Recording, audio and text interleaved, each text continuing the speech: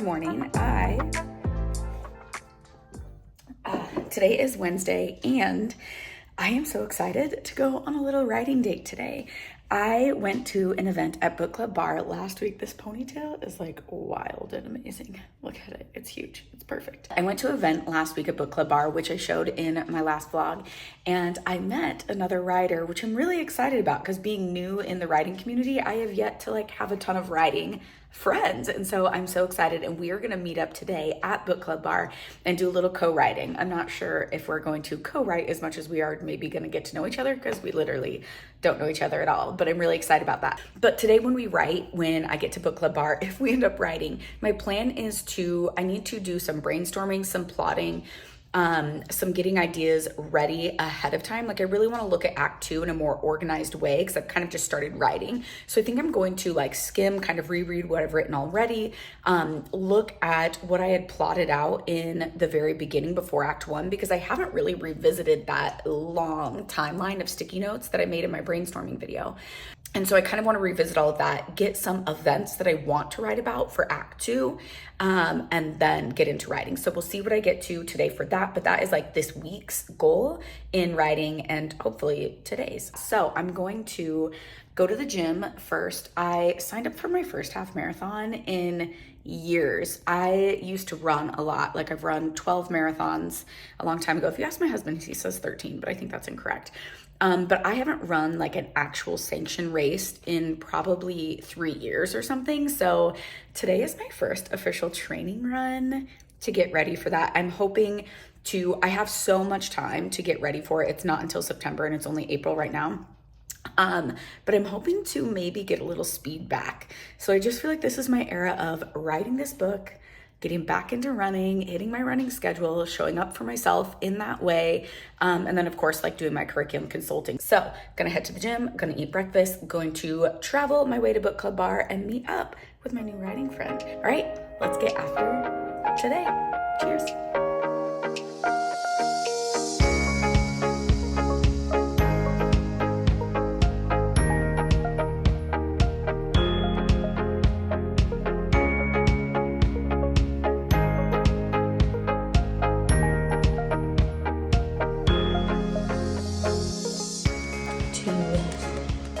Easy miles done.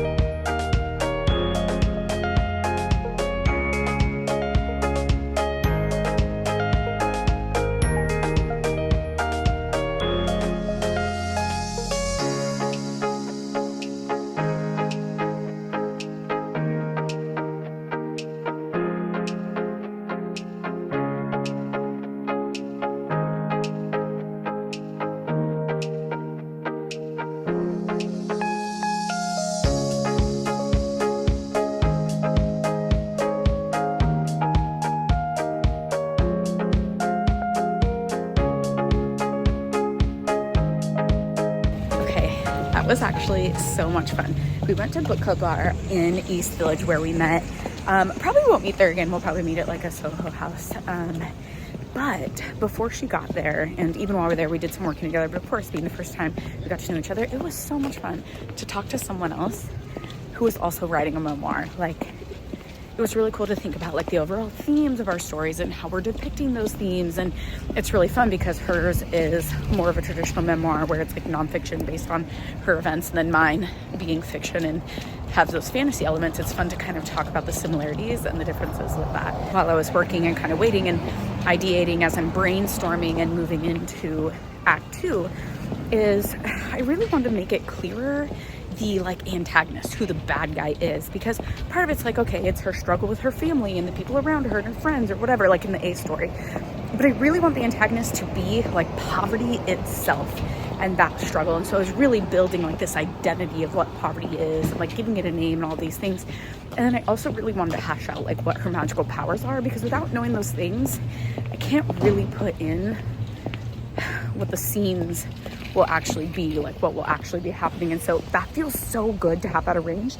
I really like this clarity. It feels really exciting. And it's just like the more that I get into the world, the more that it's just revealing itself to me. So it was really fun to do that. I think one of the changes that's going to happen though is instead of a trilogy for this section of the books, I think it's going to be a duology. So I think there's only going to be 2 because I'm struggling with conflict resolution for book 1, because the resolution that I had planned for book 2, the end of book 2, just feels like it makes so much more sense for that to be the end of book 1. So I think I'm just putting it all together, but I'm really excited.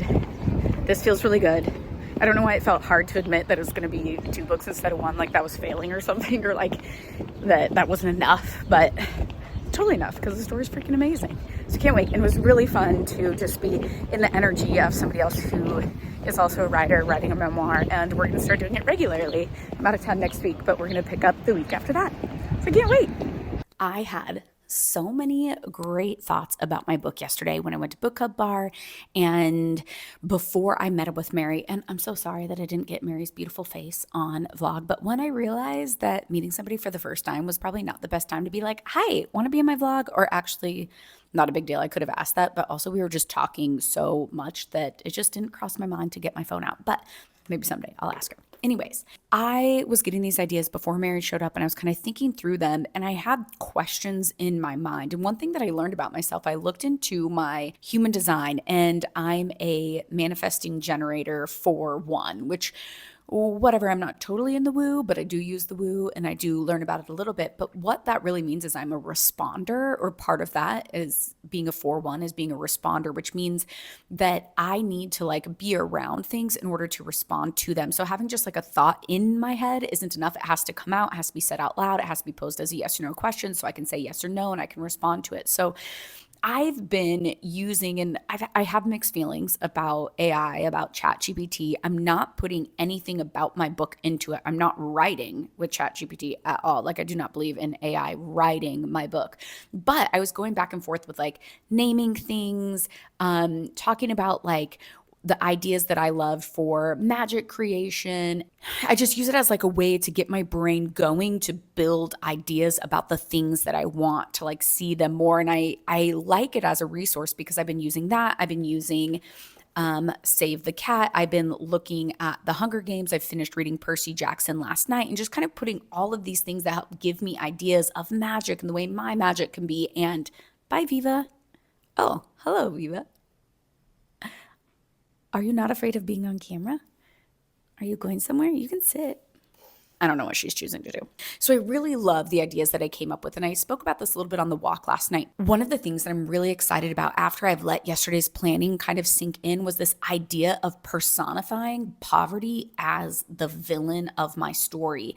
And I was kind of struggling because my family isn't the villain of my story, but that's kind of how I was writing it. It was like me versus my family. And that's not the truth. Yes, I mean, my family was a big struggle growing up, but they weren't the villain of my life. I don't think my mom was like trying to make my life bad, right? And so as the A story goes, I was kind of having a hard time weaving through what was the thing that my character was fighting against, and what will she be fighting against? And so I was kind of thinking, is it the rich? Is it the rich people? Because I did have those feelings when I was younger about like rich people are bad people. Was it my family? Because I do feel like there was a lot of arguments. There was a lot of lack of support.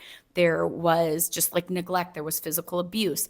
Is that part of that? Is that what it is? But really it's poverty. And how I see that is poverty is the thing that, or money itself is the thing that makes rich people think differently about people who are poor. And it's the thing that made my mom make the decisions that she made. It's the thing that caused stress on her that made her make the decisions that brought us the life that we had, right? And I don't believe that it is my mom's fault. And when I actually studied families in poverty in school with one of my first degrees. I have 3 degrees, but one of my first degrees.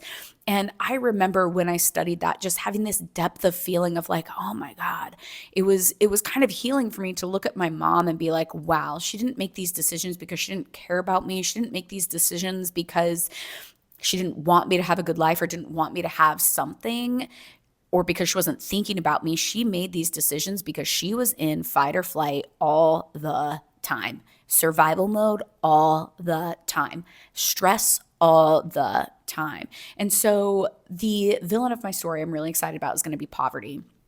And like I said, I'm kind of personifying it and building that. And the other thing that I really dove into yesterday was the magic that my character had is going to have. And I'm really excited because I want it to be like an emotive magic, which I haven't read about a lot, but I want to be able to affect the feelings of the people around me.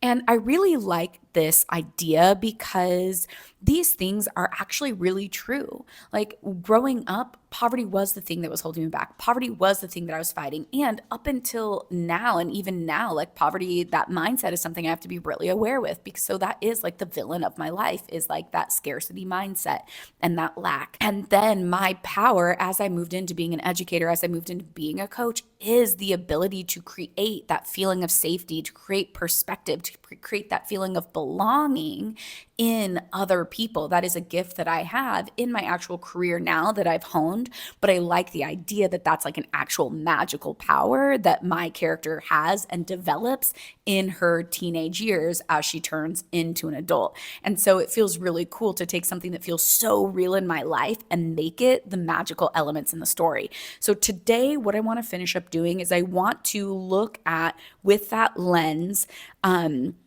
of do another brainstorming session. So yesterday, brainstorming. Today, I want to look at Act 2 and Act 3 and say, how will these things happen? How will I show the actual fight with poverty? How will I actually show my magic coming through? What will be the actions? What will be the things that happen in my real life that I could also use to create the events and things that happen for my character? So I'm really, really excited about that. If I get into enough of that, I do have client calls and like work, not writing work, but my business work starting at 1:30. And then after I'm speaking on a panel at NYU in May. And so we have a meeting on that. And then I have a client coaching call in the afternoon as well. So I want to do this and then I'll break for lunch, clear my brain, and move into my coaching stuff.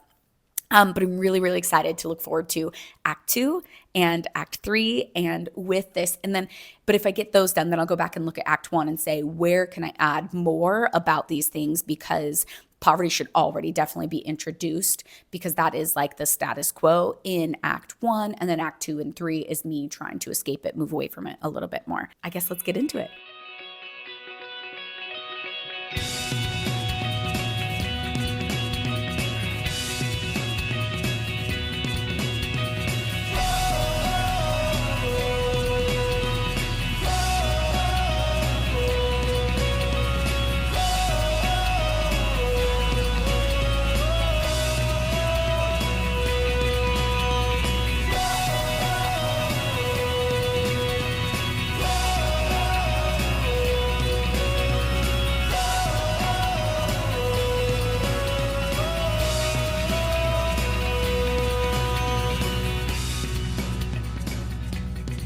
That was actually really super incredibly beneficial.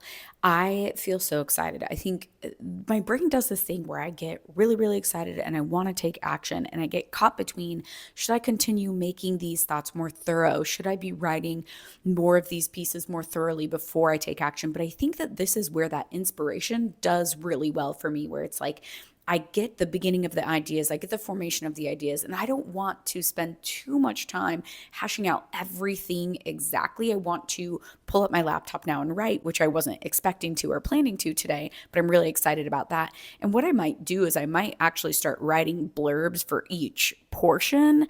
I thought that I would write this book very linearly, but there's some pieces towards the end that I want to be writing now. And I can see now how I've seen other authors talk about how they will write like an end chapter and then have to go back and fill in. I'm like, that makes no sense to me. But that's because I was looking at it in this linear way, which I thought the story would progress. But right now it's like, I don't necessarily want to continue with the fun and games part that I'm in. Like I have that and I can go hash that out later, but I do want to start adding the ideas and the images that I'm getting for these other pieces. So I think I'm going to pull out my laptop. I'm going to start to write with what inspires me and get these things down that I'm feeling. And I think from here on out, it's going to be a matter of maybe after I get these first initial visions out, going back and doing my process before where I'm taking my pen, I'm hashing out all the in-depth ideas, one section at a time, pen to paper, then going and add them in and then doing that. And then it's wild to think that this is almost kind of like a revision-esque attitude while writing the first one, or maybe this is just prepared writing. Who knows? Again, this is my first book writing, so let me know if you've written a book before. Have you felt this way? What is your process? I'm really curious about other people. But that's what I want to try out today. I want to get these clumps of ideas out so that I can go back and then hash them out deeper and deeper and deeper and deeper and kind of spread them out. I'm really, really excited for that. And this feels like it's going to lead me towards there's no way that I'm going to write the end of the book today, but it's leading me through Act 2 and Act 3, and I'm really, really excited.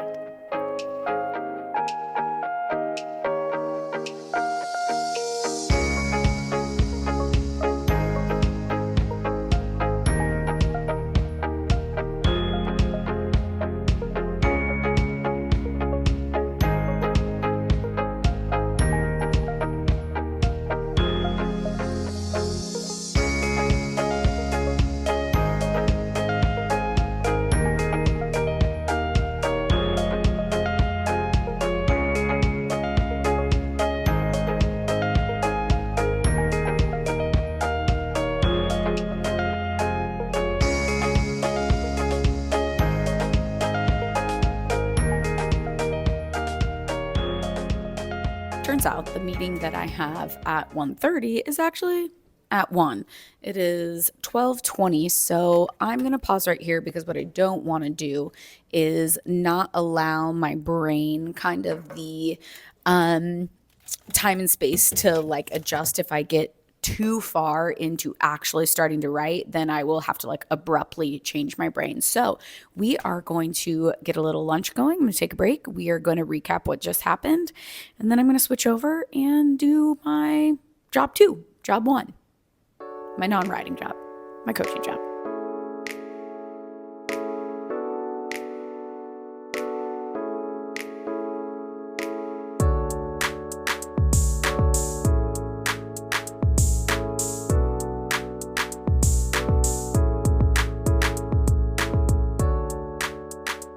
So in that time, I basically did exactly what I said I want to do. I went through where I currently was in fun and games and kind of sourced out or chunked out. Let's go like this.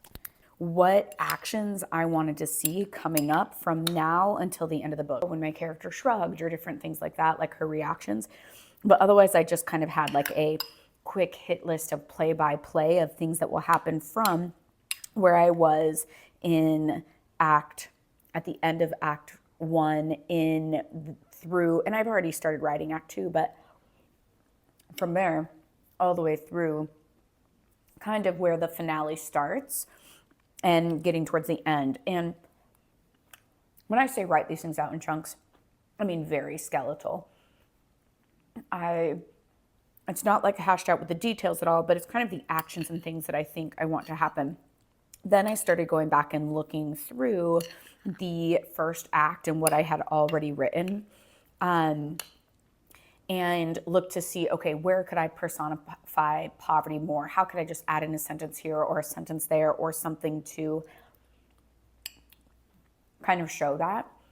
And then I did some thinking about, because one of the things that I'm doing that I think I talked about when I was walking home from book club bar yesterday was the idea that I had for book 1 and the idea for book 2 is now going to become all book 1.